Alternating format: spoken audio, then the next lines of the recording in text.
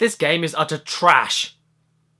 There's nothing here. In my humble opinion, Star Wars Episode 2 Attack of the Clones is the utter worst of the Star Wars saga. It's the worst scripted, the worst acted, the worst structured, the most forgettable for how many interesting plot elements it had to work with, and the most boring.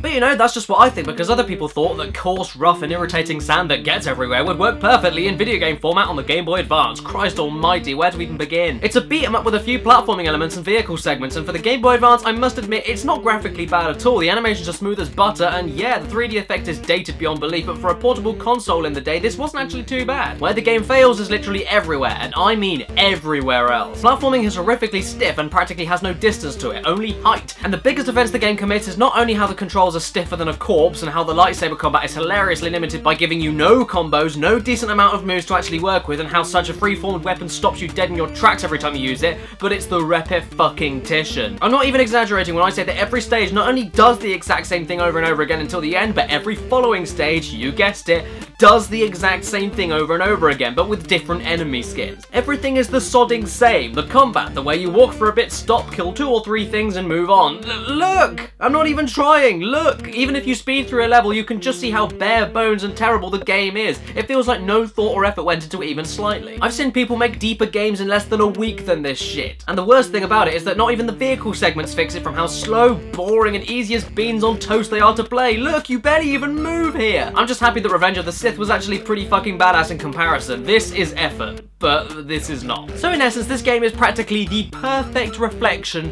of a movie tie-in game on the movie that it's based on. It takes the drab and boring approach that the movie takes and replicates it into the game so well that it's actually kind of astonishing. This game is a work of art.